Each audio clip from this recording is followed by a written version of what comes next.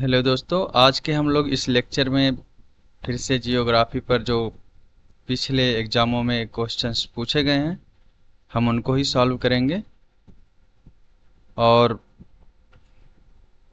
समझने की कोशिश करेंगे। उनकी एक बेसिक अंडरस्टैंडिंग कह सकते हैं आप कि वो समझेंगे कि कैसे हो रहा है। तो आप लोग वीडियो को अंत तक देखिएगा और साथ में क्वेश्चन को सॉल्व करने की कोशिश करिएगा। बाकी तो हम कर ही रहे हैं, आप लोग भी करिए। और शुरू करने से पहले कुछ चीज़ें हम डिस्कस कर लेते हैं, जैसे कि जो हर एक प्लेनेट पर क्या होता है। मतलब अलग अलग हर दिन का एक समय ड्यूरेशन होता है, तो उसको देखते हैं। और हमें जैसे कि पता है कि अपने सोलर सिस्टम में क्या है, कितने प्लेनेट्स हैं। टोटल 8 प्लेनेट्स हैं। ठीक है, तो उनके बारे में तो आप लोग एक बार गूगल करिएगा, सबका नाम सीक्वेंस वाइज देख लीजिएगा। और जो इम्पोर्टेंट चीज़ है कि जैसे हम अलग अलग प्लेनेट्स पर जब जाते हैं तो वहाँ पर क्या होता है कि अलग अलग ग्रेविटी होती है। तो हम लोग ये देखेंगे कि मास एंड वेट में क्या इफेक्ट पड़ेगा। तो इन चीज़ों को हम समझने की कोशिश करते हैं। तो एक चीज़ ध्यान रखना है कि ये जो पूरे पेपर हैं, मतलब क्वेश्चन होंगे, ये सारे प्रीवियस ईयर में पूछे गए हैं।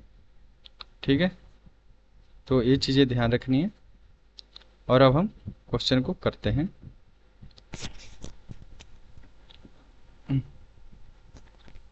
पहली चीज़ है, जो प्लैनेट्स हैं वहाँ पर दिन का देख लेते हैं, क्या होता है, कितना दिन होता है। सबसे जो एक तरह से नेट कहाँ चला गया।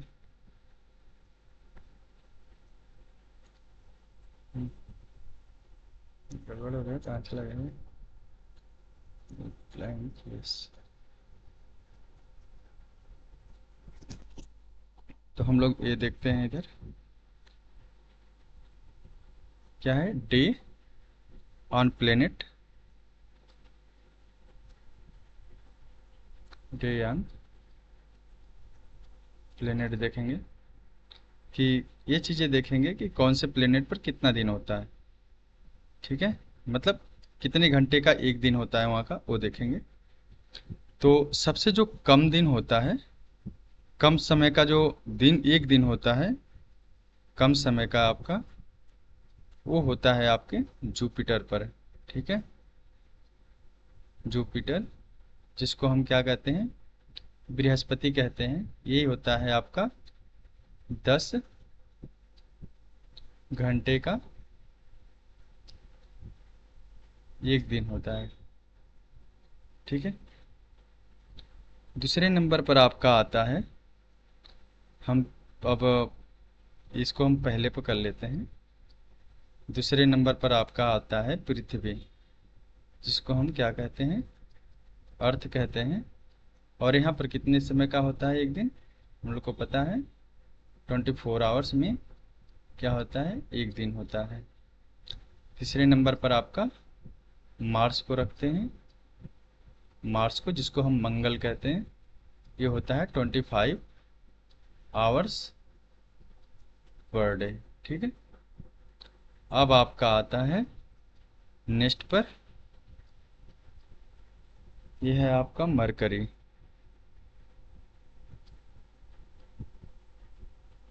मरकरी, जिसको आप बुध कहते हैं, लगभग कितने घंटे का होता है, 1400 घंटे का एक दिन होता है यहाँ पर। पांचवें नंबर पर आएगा आपका वेनस। वेनस, जिसको आप शुक्र कहते हैं, लगभग 6000 घंटे का एक दिन होता है। ठीक है, तो ये हैं अलग अलग प्लैनेट्स पर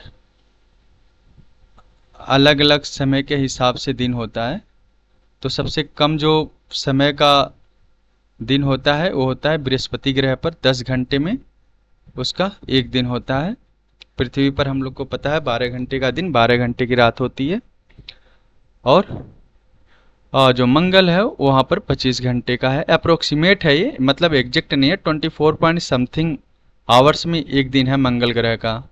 ठीक है, जैसे अपनी पृथ्वी पर है 24 पॉइंट समथिंग है ना आवर्स, तो उसी तरह वहाँ का भी है। और मरकरी जो है ये सबसे नज़दीकी ग्रह है सूरज से। और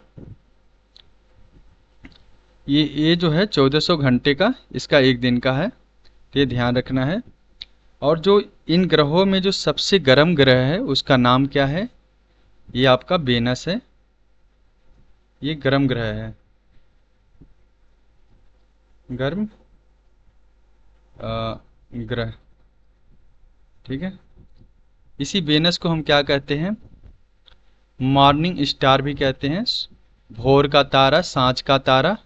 ठीक है, तो सूरज के उगने से पहले दिखता है, सूरज के उगने के कुछ समय तक हल दिखेगा ये।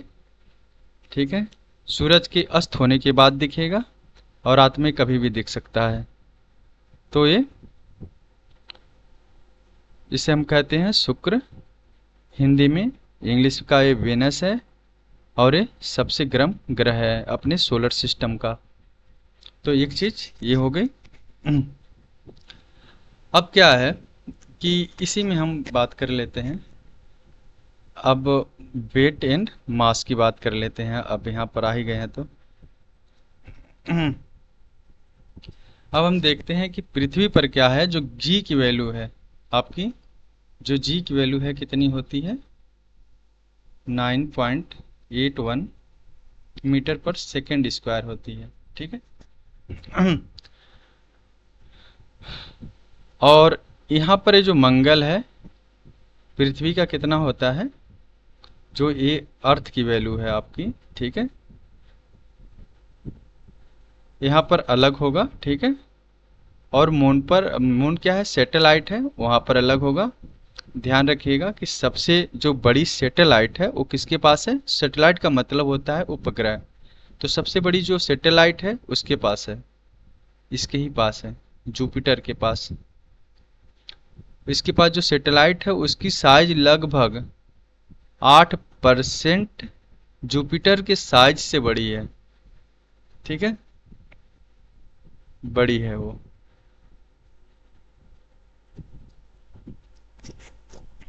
बाकी अब हम वेट एंड मास को देखते हैं। ठीक है,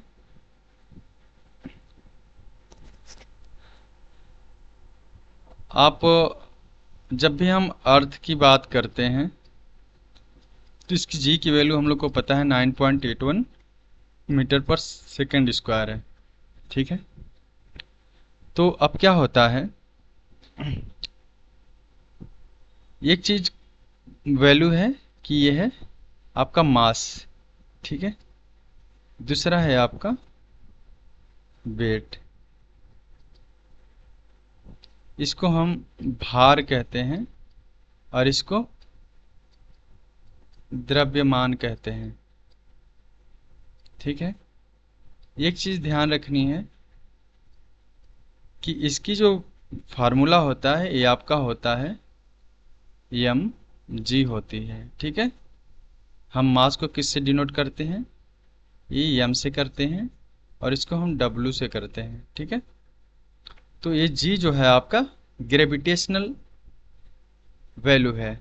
ठीक है, जिसको गुरुत्वाकर्षण या गुरुत्वीय त्वरण कहते हैं ना,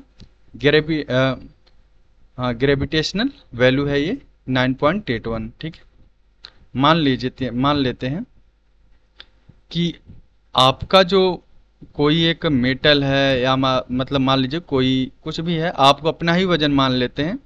ठीक है, मान लीजिए 50 किलोग्राम है।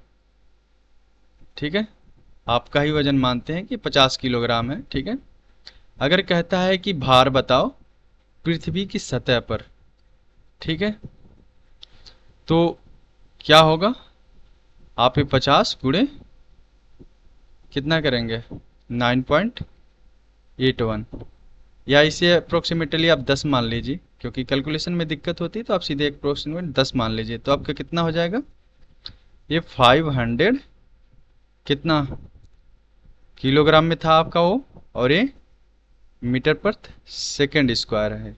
ठीक है, तो कितना हो जाएगा, ये आपका पूरा वजन 500 न्यूटन हो जाएगा।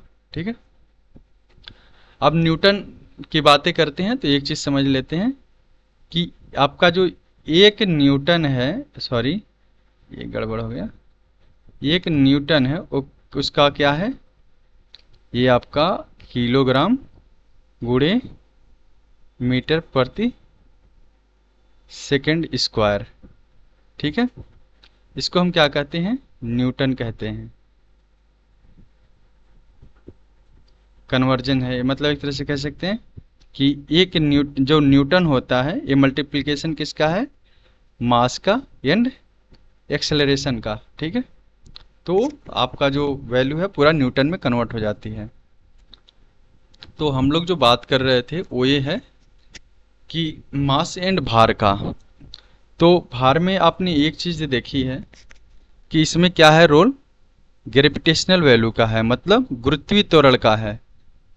ठीक है, तो यहाँ पर आप देख रहे हैं कि क्या किससे मल्टीप्लाई किया गया है, भार में गुरुत्वीय त्वरण से।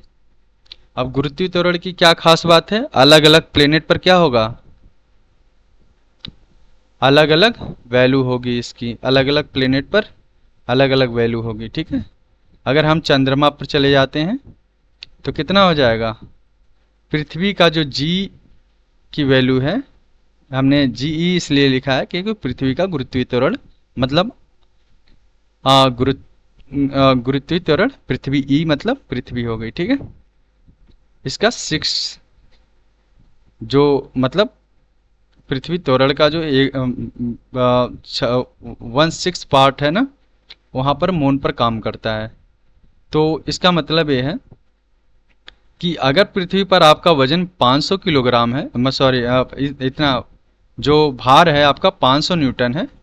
ठीक है, जब इसी भार को आप चंद्रमा पर ले जाएंगे तो कितना होगा, आप इसको 6 से भाग कर देंगे, मून पर कितना हो जाएगा, ये इसको 500 डिवाइडेड बाई 6 करेंगे तो अब आपका यहाँ पर वैल्यू जो भी आए, ठीक है, वो होगा। समझ में आ गया?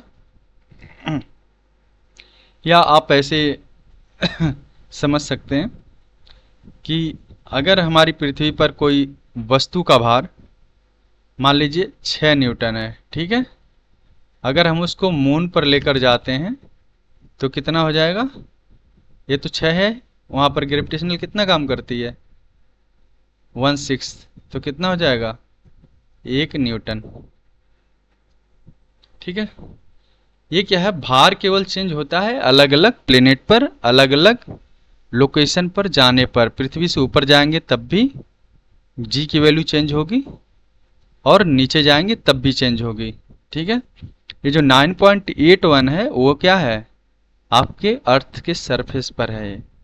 ठीक है, अब बात करते हैं हम मास की।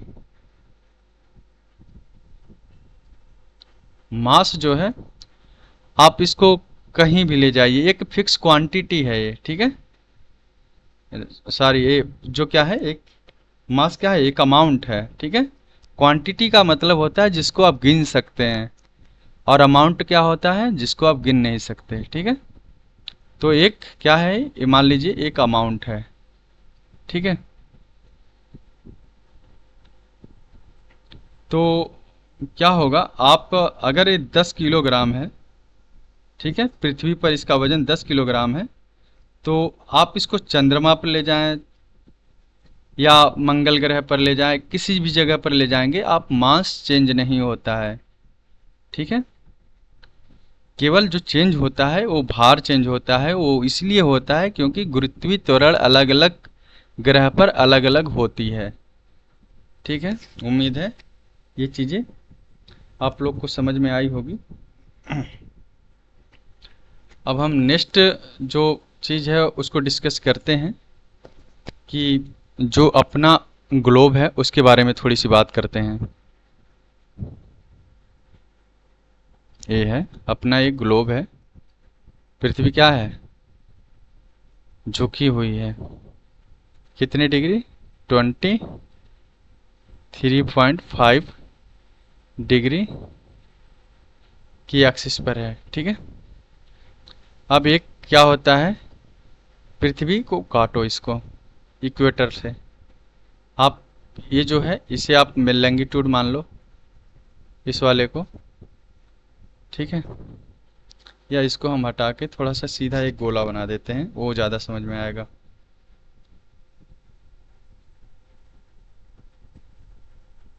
गोला बनाते हैं वो आसानी से समझ में आएगा, झुकने का तो सबको पता ही है।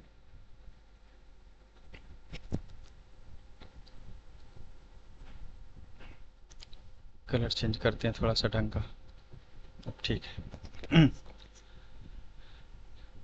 एक हम इसको मानते हैं कि ये ग्लोब है। ठीक है। आप लोग को पता है इक्वेटर क्या करती है, पृथ्वी को दो हिस्सों में अलग करती है। एक क्या होता है, ये आपका नॉर्थ हेमिस्फीयर, दूसरा होता है साउथ हेमिस्फीयर। ठीक है। अब लैंगिट्यूड क्या करता है आपका, ये लैंगिट्यूड जो है इसको अलग करता है। इधर का पोर्शन आपका ईस्ट हेमिस्फीयर और इधर का वेस्ट हेमिस्फीयर होता है। और आपका पोल कहाँ होता है, यहाँ पर होता है और यहाँ पर होता है। तो अब हम बात करते हैं और दिन और रात की। ये जो पोल आपको दिख रहे हैं, south pole and north pole, यहाँ पर क्या होता है, 6 महीने के क्या होते हैं, दिन और रात होती है। ठीक है। इस दोनों जगह पर सिमिलर सेम केस चलता है। और जो आपका ये इक्वेटर है, ये चल क्यों नहीं रहा है, ये आपका जो इक्वेटर है, यहाँ पर क्या है कि जितनी भी कंट्री पड़ेंगी वहाँ पर क्या होगा, दिन और रात का ज़्यादातर जो टाइम है वो क्या होगा, सेम होगा। ठीक है। अगर 12 घंटे की बात करते हैं कि दिन है, तो 12 घंटे की क्या होगी, नाइट होगी। ठीक है। तो एक चीज़ें क्लियर है कि इक्वेटर पर दिन और रात लगभग बराबर होते हैं, और साउथ एंड नॉर्थ पोल पर क्या होता है, 6 महीने के दिन और 6 महीने की रात होती है। ये चीज़ें क्लियर हो गई। अब हम लोग चलते हैं सीधे क्वेश्चन को करने के लिए। आपके क्वेश्चन में क्या कह रहा है कि which one of the following planet take least time to complete one rotation on its axis. अभी हमने बताया था कि सबसे ये पूछ रहा है कि सबसे कम समय कौन लेता है अपने एक्सिस पर एक रोटेशन को कंप्लीट करने में। ठीक है। तो अभी हमने बताया था रोटेशन का मतलब जब रोटेट करेगी तो क्या होगा, दिन रात से जुड़ा हुआ है। ठीक है। तो आपका जो सबसे कम समय लेगा वो कौन लेगा, जुपिटर लेगा। ठीक है। क्योंकि यहाँ पर क्या हो रहा है, आपका जो दिन है कितने घंटे का है, ये 10 घंटे का है। ठीक है। तो आपका 10 आवर्स का पर डे होता है यहाँ पर। नेक्स्ट क्वेश्चन आपका क्या कह रहा है, विच one of the following statement is not correct. अब क्या है आपका, ये थोड़ा सा स्पेलिंग मिस्टेक है, ध्यान रखिएगा। यहाँ पर वेट है ना, राइट नहीं है, ये वेट है, मतलब भार। Weight of body is a different on different planet, ये तो अभी हम लोगों ने बात करी थी। बिल्कुल सही है कि गुरुत्वीय त्वरण की वजह से क्या है, अलग अलग प्लेनेट पर भार जो है अलग अलग होगा। सही है। मास of body on earth, on moon and in empty space is same. हाँ बिल्कुल सही बात है कि अभी बात हम लोगों ने जो करी थी मास की, मास को आप कहीं भी लेकर जाएंगे उसमें कोई चेंजेस नहीं होते हैं। जो चेंजेस होते हैं वो किस में होते हैं, भार में होते हैं। तो ये भी आपका सही है। अब बात आती है weightlessness of a body occur when gravitational force acting on it are counter balance, इसका मतलब ये कह रहा है कि वेटलेसनेस का मतलब है तो भारहीन, मतलब कोई वस्तु है जो बिल्कुल भारहीन एक्सपीरियंस करे, उसकी बातें कर रहे हैं। तो ये कह रहे हैं कि मान लीजिए कोई ऑब्जेक्ट है, ठीक है, ये कोई ऑब्जेक्ट है, कह रहा है कि एक जी की वैल्यू काउंटर बैलेंस कर दो इसको, तो क्या होगा, भारहीन हो जाएगा। भारहीन तो नहीं होगा क्योंकि इधर भी खींच रहा है उधर भी खींच रहा है। भारहीन होने के लिए क्या चाहिए, अगर कोई वस्तु जो है फ्री फॉल ऊपर से गिर रही है, ठीक है, फ्री फॉल का मतलब है कि कोई इस पर लोड नहीं लगा है, गिर रही है, ठीक है, नीचे की तरफ ये आ रही है, ठीक है, ये आपका कोई ऑब्जेक्ट है। और जो इसके गिरने का एक्सेलरेशन है, ये गुरुत्वीय त्वरण के एक्सेलरेशन के अगर बराबर हो जाता है तो क्या होगा, वो वेटलेसनेस, मतलब भारहीन को आप कह सकते हैं, तब वो भारहीन के मतलब एक तरह से कह सकते हैं, संक्षेप में आप उसको कंसीडर कर सकते हैं। तो ये क्या है आपका, ये गलत है, सी वाला। Weight and mass of body are equal at sea level on the surface of earth, बिल्कुल सही है, weight and mass of body are equal, ठीक है। वेट जो है अर्थ पर आपका क्या होगा, सभी जगह लगभग बराबर होगा, और मास भी आप कहीं भी लेकर जाएं वो भी क्या होगा, सेम होगा, उसमें तो चेंजेस होने ही नहीं है, वो चेंज अलग अलग ग्रह पर ही होता है। तो नेक्स्ट क्वेश्चन करते हैं। अब क्या होता है, अब 21 जून को क्या होता है कि जो सबसे आप कह सकते हैं कि एक जो सूरज होता है, जैसे कि मान लीजिए ये अपनी पृथ्वी है, ठीक है, एक तो हॉरिजन होता है, ठीक है, ये अलग अलग होते हैं यहाँ पर, जैसे कि ट्रॉपिक ऑफ कैंसर ये सब बने होते हैं, ठीक है। तो आपका सन क्या होता है कि ये हॉरिजेंटल लाइन या खींचो, तो ये क्या करता है, ये हॉरिजन है, हॉरिजन से सूरज क्या है, नीचे जाता ही नहीं है, ठीक है, ये हॉरिजन के ऊपर रहता है। ये 21 जून को मतलब जून में ये ऊपर रहता है, तो यहाँ क्या होता है, सबसे ज़्यादा हीट को एक्सपीरियंस करता है, ठीक है, तो ये सबसे गर्म दिन होता है, समझ में आया। तो ऑप्शन को देखते हैं, does not set below the horizon at Arctic circle, जो अलग है अलग यहाँ सर्कल होते हैं, ट्रॉपिक ऑफ कैंसर होता है और आर्कटिक सर्कल होता है, नीचे जो होता है साउथ पोल, साउथ हेमिस्फीयर में एंटा आर्कटिक सर्कल होता है ना। तो क्या होता है, आपका जो आर्कटिक सर्कल है उसके नीचे क्या है, सूरज जाता ही नहीं है, तो उसकी जो रे हैं सीधे पृथ्वी पर पड़ती हैं, जिसकी वजह से क्या है, वो सबसे गर्म दिन को कंसीडर करते हैं नॉर्थन हेमिस्फीयर में। ये चीज़ें ध्यान रखनी है कि क्या होता है। इसका करेक्ट ऑप्शन क्या है आपका,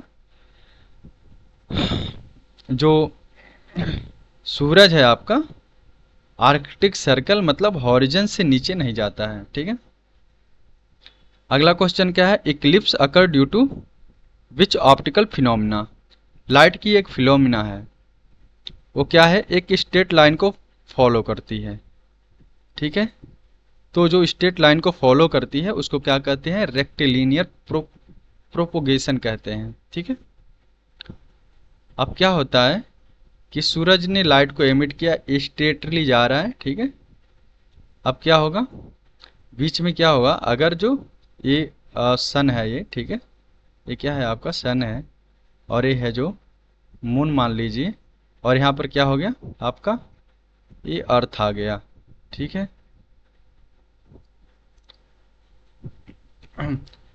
तो अब क्या होगा, सूरज की रोशनी पृथ्वी पर नहीं दिखेगी, ठीक है, तो इसे क्या कहते हैं आप, सूर्य ग्रहण कहते हैं, समझ गए। दूसरी मतलब जिसका नाम लेकर कहेगा ग्रहण लग गया, इसका मतलब है कि उसकी रोशनी पृथ्वी से हम देख नहीं पाएंगे या वो हमको विजिबल नहीं होगा सही से, ठीक है। अगर हम चंद्र ग्रहण की बात करते हैं, इसका मतलब है चंद्रमा दिखने वाला नहीं है, ठीक है। उसके उसकी जो लाइटें हैं हमें नहीं दिखेंगी, उसके बीच में सूरज आ गया या कुछ और आ गए होंगे, ठीक है, वो नहीं दिखेगा। तो एक चीज़ समझ में आ गया कि इक्लिप्स जो है किस मतलब कह सकते हैं ऑप्टिकल फिनोमिना की वजह से होता है, वो क्या है, रेक्टिलिनियर प्रोपोगेशन का, ठीक है। तो ये आपका ऑप्शन सी वाला सही है। नेक्स्ट है, who among the following was the first to explain that the rotation of earth on its own axis account for the daily rising and setting of sun. Question है कि वो पहला इंसान कौन है जिसने ये एक्सप्लेन किया था कि पृथ्वी की रोटेशन की मतलब पृथ्वी की अपनी एक्सिस पर रोटेशन की वजह से क्या होता है, दिन और क्या होते हैं, रात होते हैं, ठीक है। मतलब सूरज उगता है और डूबता है। तो वो कौन थे, आर्यभट्ट। आर्यभट्ट ने इस कॉन्सेप्ट को बताया था 5th सेंचुरी में, ठीक है। आर्यभट्ट ने सबसे पहले ये कॉन्सेप्ट एक्सप्लेन किया था कि पृथ्वी की मतलब अपने एक्सिस पर रोटेशन की वजह से क्या होते हैं, ये दिन और रात होते हैं। क्या सेटिंग ऑप्शन, ओके। नेक्स्ट हम देखते हैं, विच one of the following statement about temperature is correct. अब हम बात करते हैं कि एटमॉस्फेरिक लेयर का, ठीक है। ये कह रहा है टेम्परेचर से रिलेटेड क्वेश्चन है ये एटमॉस्फेयर का, कि जब आप ऊपर जाते हैं तो टेम्परेचर में क्या इफेक्ट पड़ता है अलग अलग लेयर में, ठीक है। तो जब आप बात करते हैं तो सबसे पहले एटमॉस्फेरिक लेयर है, उसका नाम है ट्रोपोस्फेयर। ट्रोपोस्फेयर। आप जब भी इस लेयर में ट्रेवल करेंगे, उसके मतलब उसमें ऊपर जाएंगे तो क्या होगा, 6.5 डिग्री सेंटीग्रेड पर किलोमीटर के हिसाब से क्या होगा, आपका टेम्परेचर डाउन होगा, ठीक है। इसके ऊपर क्या आता है आपका, स्ट्रेटो आता है, स्ट्रेटो स्पेयर ट्रोपो के, ठीक है। अब क्या होता है, इसके ऊपर क्या होती है, ओजोन होती है। ओजोन की वजह से क्या है, ये आपका स्ट्रेटोस्फेयर जो है वो गर्म होता है, ठीक है। तो स्ट्रेटोस्फेयर में क्या होगा, आपका टेम्परेचर फिर बढ़ने लगेगा। जैसे आप पार करते हैं ट्रोपोस्फेयर को तो क्या होगा, स्ट्रेटोस्फेयर में टेम्परेचर बढ़ने लगता है, ठीक है। तो यहाँ पर क्या होता है, कोई बादल उदल नहीं होते, जो बादल वगैरह होते हैं कहाँ पर होते हैं, ट्रोपोस्फेयर में होंगे, ठीक है, क्योंकि यहाँ पर टेम्परेचर डाउन होता है। स्ट्रेटोस्फेयर में इसीलिए जितनी जहाजें वगैरह होती हैं स्ट्रेटोस्फेयर में उड़ाई जाती हैं, क्योंकि वहाँ पर क्या है, बिल्कुल सब कुछ क्लीन होता है, वहाँ का टेम्परेचर अलग होता है। तो एक चीज़ समझ में आ गई कि अब हम देखते हैं यहाँ पर ऑप्शन में क्या दे रखा है कि the temperature increase with the height in troposphere at the average rate of 6.5 degree centigrade पर किलोमीटर। तो आपका ये ऑप्शन सही है। नेक्स्ट करते हैं। अब बात आती है कि एटमॉस्फेयर में जो आपका वाटर वेपर है एयर के साथ कितना परसेंट जुड़ा होता है, मतलब ये कह सकते हैं कि जो आपकी एटमॉस्फेरिक एयर है उसमें कितने परसेंट वाष्प होती है, जो भाप कहते हैं, ठीक है। तो अपने एटमॉस्फेयर में क्या है, बहुत सारी गैसेस पाई जाती हैं, जैसे कि आपका मान लीजिए क्या है, एयर का क्या मतलब है, एयर का मतलब है कि एटमॉस्फेयर में जितनी गैसें हैं वो सारी इन्वॉल्व होंगी, ठीक है। उसमें ऐसा नहीं है कि आपका एयर में कोई एक गैस होगी, ठीक है, उसमें सारी गैसें लगभग इन्वॉल्व रहती हैं। तो आपको एक चीज़ पता है कि सभी गैसों का क्या है, अलग अलग डेंसिटी होती है। तो ये जो आपका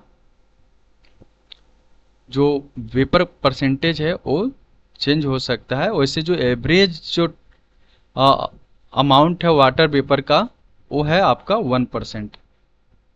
उसके साथ जुड़ा रहता है वाटर वेपर एयर के साथ, ये ध्यान रखना है। अब बात आती है, ये जो स्टार हैं मतलब तारे जो हैं ये चमकते क्यों हैं, ठीक है।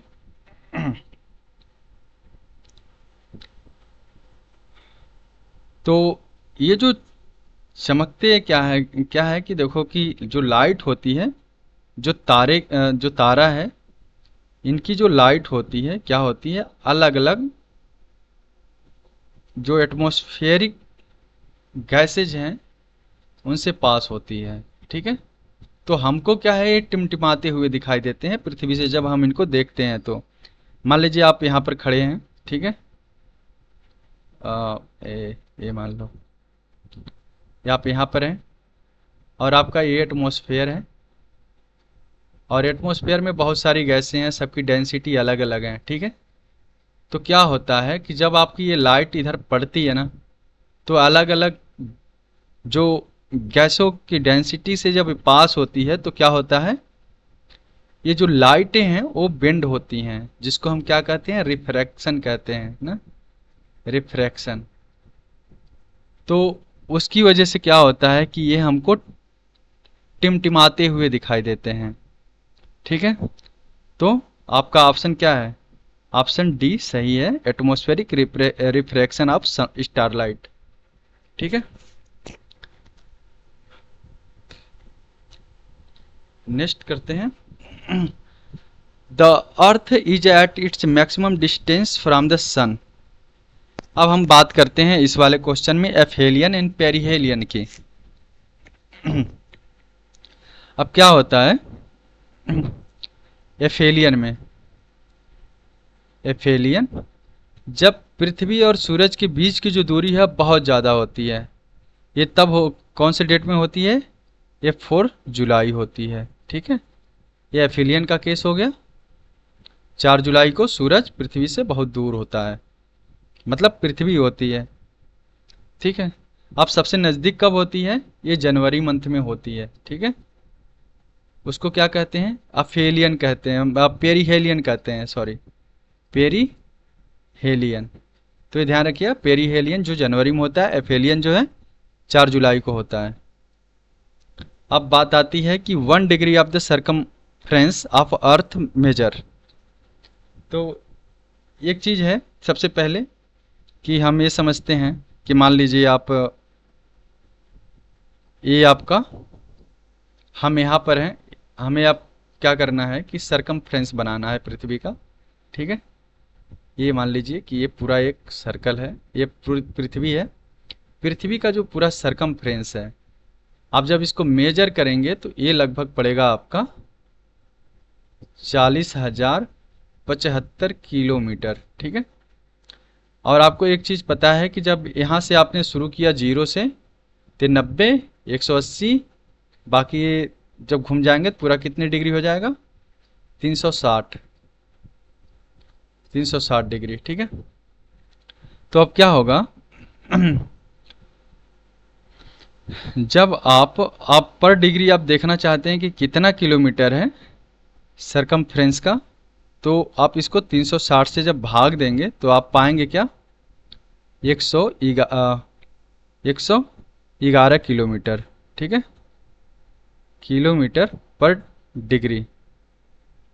डिग्री मतलब आपका 1 डिग्री में कितना है, 111 किलोमीटर होता है, ठीक है। नेक्स्ट है आपका, which of the following statement about Ganymede is not correct.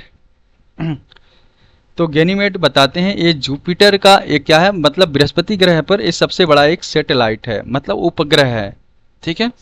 अब क्या इस क्वेश्चन में क्या है कि पूछ रहा है ये कौन सा ऑप्शन जो है इसमें से सही नहीं है इससे जुड़ा हुआ। तो एक चीज़ है कि सबसे छोटा ग्रह हमको पता है क्या है, मरकरी है, ठीक है। तो क्या कह रहा है कि it is bigger than mercury, और जबकि हमको पता है कि बृहस्पति क्या है, सोलर सिस्टम का सबसे बड़ा ग्रह है, ठीक है। तो अब जो एक गैनीमेड है बृहस्पति से भी 8% बड़ा है, तो क्या हो गया? सीधी सी बात है, ये ऑप्शन तो सही है। दूसरा ऑप्शन क्या कह रहा है? It is the largest natural satellite in our solar system. बिल्कुल सही बात है, क्योंकि जुपिटर का सबसे बड़ा एक नेचुरल सैटेलाइट है। It is a only moon known to have its own internal generated magnetic field. बिल्कुल सही बात है, इसका खुद का, क्योंकि ये खुद अपने आप में इतना पावरफुल है। ठीक है, अब क्या कह रहा है? एक चीज तो हम लोगों ने समझ ली है, जुपिटर बृहस्पति ग्रह पर है, गैनीमेड। ठीक है, अब अगला ऑप्शन क्या कह रहा है कि इट रिवॉल्व अराउंड सैटर्न। सीधी सी बात है कि जब ये बृहस्पति ग्रह पर है तो शनि ग्रह पर कैसे रिवॉल्व करेगा? होगा ही नहीं। तो ठीक है, तो ये ऑप्शन आपका क्या है? ये गलत है। तो इस ऑप्शन में इसके को मतलब क्वेश्चन के हिसाब से जो सही नहीं है वो कौन सा नहीं है? आपका ए वाला। ठीक है, तो आपका ऑप्शन डी है। बाकी सब तो सही है, जो गलत नहीं है वो है डी। मतलब जो गलत है वो है डी, बाकी ऊपर के सब सही हैं। अब बात आती है सबसे चमकीला ग्रह। ठीक है, सबसे चमकीला ग्रह कौन है? तो आपका शुक्र होता है। ठीक है, क्योंकि सबसे ज्यादा गर्म यही है। ठीक है, अब नेक्स्ट क्वेश्चन क्या है? What is mean by the term midnight sun? Midnight sun अभी हमने एक चीज बताई थी कि जो आपका ये पोल होते हैं, यहाँ पर 6 महीने दिन 6 महीने रात होती है ना? तो सूरज क्या होता है कि पोल पर ये कभी कभी होता है कि आ, डूबता ही नहीं है। ठीक है, और कभी कभी होता है कि ये उगता भी नहीं है। ठीक है, तो आपका ये ऑप्शन जो डी है वो क्या कह रहा है? Sun shining in the polar circle for long time. ठीक है, तो हमने बताया था कि 6 महीने का पोल पर क्या होते हैं? दिन और रात होती है। सॉरी। नेक्स्ट क्वेश्चन क्या है? The name of Saturn's largest moon. जो शनि ग्रह है उस पर पूछ रहा है कि उसका जो सबसे बड़ा चंद्रमा है, ठीक है, उपग्रह है, उसका नाम पूछ रहा है वो। ठीक है, तो उसका नाम क्या है? आपका टाइटन है। नेक्स्ट देखते हैं, 15 वाला क्वेश्चन कह रहा है कि which one of the following hypothesis theory explain the origin of universe. अब हम बात करते हैं बिग बैंग थ्योरी की। इस क्वेश्चन का जो हाइपोथेटिकल थ्योरी है वो किसने एक्सप्लेन किया था? बिग बैंग ने किया था। ठीक है, जिसने कहा था कि जो अपने स्टार्टिंग पॉइंट से जो यूनिवर्स है, मतलब हमारा जो सौर मंडल कह सकते हैं आप, ठीक है, उसका जो विस्तार है उसके बारे में इन्होंने एक अपना एक्सप्लेनेशन दिया था। ये बोलते हैं, बिग बैंग थ्योरी कहती है कि 13.8 मिलियन ईयर पहले से, ठीक है, अपना जो यूनिवर्स है लगातार क्या हो रहा है? वो बढ़ता जा रहा है, अपना विस्तार कर रहा है वो। ठीक है, तो बिग बैंग थ्योरी ये कहती है कि continuously expanding of our universe from, या कह सकते हैं कि सिंस 13.8 मिलियन ईयर बिफोर, है ना? तो इतने सालों से, इतने मतलब इतने ईयर्स पहले से ये लगातार बढ़ती जा रही है। बिग बैंग थ्योरी सीधा ये कहती है। नेक्स्ट क्वेश्चन है, on which day does the summer solstice occurs in the northern hemisphere. Summer solstice के बारे में बताया था हमने कि आर्कटिक जो आपका सर्कल है, सूरज उसके नीचे जाता ही नहीं है, मतलब हॉरिजन से नीचे जाता नहीं है। कब? 21 जून को। ठीक है, नेक्स्ट, तो व्हाट इज कॉन्स्टेलेशन। अब ये है कॉन्स्टेलेशन के बारे में क्या हम इसके बारे में बताते हैं कि जो ये बात करते हैं कि प्लेनेट का मतलब उसके डिस्टेंस से जुड़ा हुआ है। जो तारे हैं ना, तारों का जो पैटर्न है अलग अलग क्या है कि ग्रह से अलग अलग डिस्टेंस पर होंगे। ठीक है, तो उसी के बारे में बात कर रहा है कि तो इसका जो ऑप्शन आपका करेक्ट ऑप्शन है कि ये है B, a particular pattern of star that may not be equidistance from the earth in the sky. सीधी सी बात है कि अपने जो आकाशगंगा में जो तारे हैं उनका जो पैटर्न है अपनी पृथ्वी से एक ही दूरी पर तो नहीं है, वो सभी अलग अलग दूरी पर हैं। ठीक है, तो ये आपका कॉन्स्टेलेशन के बारे में था, जिसका ऑप्शन क्या है, बी वाला सही है। तारे पृथ्वी से असमान दूरी पर क्या है हैं। नेक्स्ट क्या है, विच one of the following planet has the shortest day. अभी हम लोगों ने डे के बारे में पढ़ा था। 24 घंटा कहाँ होता है, 24 घंटे का दिन यहाँ पर होता है, 25 घंटे का यहाँ पर होता है, यहाँ पर 1400 होता है, और यहाँ पर कितना होता है, 6000 घंटा घंटे का होता है। ठीक है, तो आपको एक चीज़ पता चल गई होगी कि सबसे कम समय का जो दिन है कहाँ पर है, इसमें ऑप्शन में ये है अर्थ। ठीक है, नेक्स्ट है आपका, in a solar or lunar the region of earth shadow is divided into. मतलब ये है कि चाहे सूर्य ग्रहण लगे या चंद्र ग्रहण लगे, जो उसकी छाया बनती है वो उसके बारे में पूछ रहा है कि कितने पार्ट में डिवाइड है। तो वो जो पार्ट में डिवाइड है वो 3 पार्ट में है। ठीक है, जो शैडो है 3 पार्ट में डिवाइडेड है, तो एक चीज़ ध्यान रखनी है। जो तीन तीन जो नाम है शैडो के वो मैं बता देता हूँ आपको। पहले वाले का जो नाम है उसका नाम है उम्ब्रा। एक मिनट, ये रहा आपका पहला वाला उम्ब्रा। सेकंड है आपका यह पेनुम्ब्रा। ठीक है, पेनुम्ब्रा। और थर्ड है जिसका नाम है एंटुम्ब्रा। एंटुम्ब्रा। ठीक है, अब क्या है इसमें कि उम्ब्रा में क्या होता है कि जो सूरज है ना वो पूरी तरह से ढक जाएगा, उसकी रोशनी दिखेगी नहीं। और पेनुम्ब्रा में क्या है, सूरज क्या है, आधा दिखेगा आधा नहीं दिखेगा। अब ये एंटुम्ब्रा में क्या है, कभी आप देखते होंगे कि क्या है, जब ग्रहण लगता है तो सिर्फ एक डिस्क टाइप का दिखता है, उसको एटुम्ब्रा कहते हैं। ये 3 जो है शैडो हैं ग्रहण के। अगला क्वेश्चन है जो 20 वाला है, the rate of decrease of temperature in troposphere. इसको हम लोगों ने अभी पढ़ा था, वो कितना था, 6.4 डिग्री सेंटीग्रेड।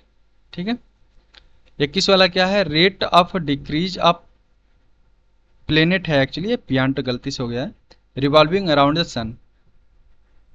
अब ये रेट की तो नहीं, ये क्वेश्चन थोड़ा सा गलत है। नंबर ऑफ प्लेनेट कह सकते हैं आप विच रिवॉल्व अराउंड द सन, ऐसे होना चाहिए। तो आपने टोटल जो सोलर सिस्टम में जो प्लेनेट हैं वो कितने हैं, 8 प्लेनेट हैं।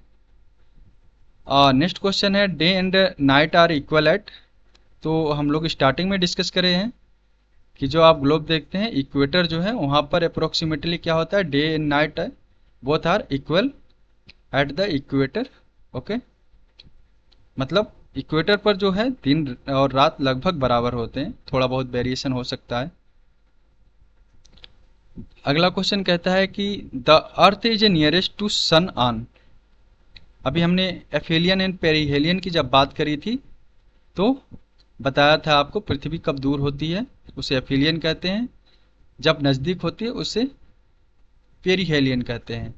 तो जनवरी मंथ में बताया था आपको कि पेरिहेलियन होता है जब पृथ्वी सूरज के नज़दीक पहुंच जाती है। वो आपका डेट इसमें दे रखा है 3 जनवरी, तो 3 जनवरी मार दीजिए, ये सही है।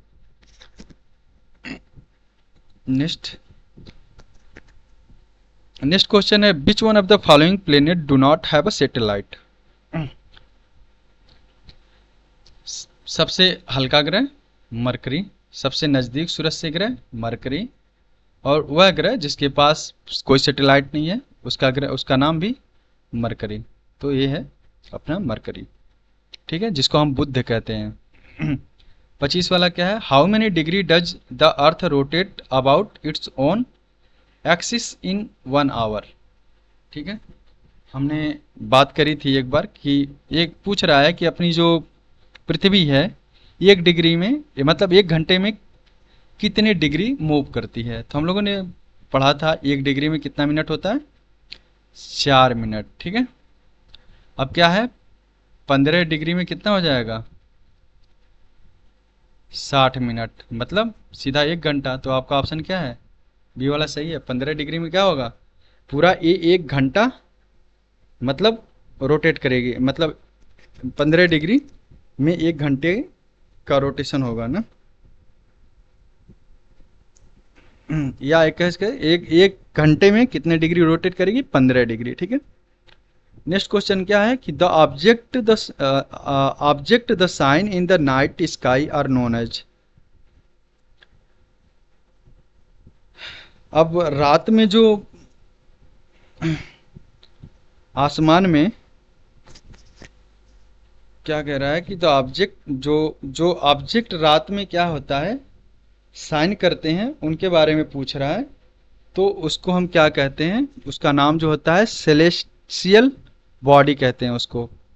जो रात में भी चमकते हैं उसको क्या कहते हैं, सेलेस्टियल बॉडी। ऑप्शन बी सही है इसका। नेक्स्ट है खाली जगह है, is the hottest planet in solar system, वो बताया ही था मैंने, मरकरी को। अगला है द अप्रोक्सीमेट डायमीटर ऑफ सन, पृथ्वी की तुलना में पूछ रहा है कि सूरज का डायमीटर कितना है। तो लगभग जो सूरज का डायमीटर है 109 गुना बड़ा है पृथ्वी से। ठीक है, ये 29 कह रहा है कि which planet has a moon called Ganymede. अभी बताया था जो अपने सोलर सिस्टम का सबसे बड़ा जो उपग्रह है उसका नाम जो है गैनीमेड है। ये कहाँ पर पाया जाता है, ये है जुपिटर पर। ठीक है, नेक्स्ट क्वेश्चन है विच इज़ द स्मॉलेस्ट, एक्चुअली ये डबल आई हो गया, इसको आप एल पढ़िएगा डबल आई को। कह रहा है कि which is the smallest planet in our solar system. तो सबसे छोटा ग्रह कौन सा है, मरकरी है। तो इस लेक्चर में हम लोगों ने 30 जो क्वेश्चन है वो जियोग्राफी पर किए हैं। ये क्वेश्चन जो है सारे बहुत ही इंपॉर्टेंट हैं, कभी भी पेपर में कुछ भी पूछ सकता है। और हमने जो बताया है उम्मीद है आप लोगों को समझ में आया होगा। और हमारा चैनल आप लोग सब्सक्राइब कर लीजिए, वीडियो को देखते रहिए। और कोई बात हो तो आप कमेंट बॉक्स में कमेंट कर सकते हैं। और लास्ट में thank you for watching my video. आप लोग मेरा चैनल देखते रहिए और हमारे साथ जुड़े रहिए। Thank you.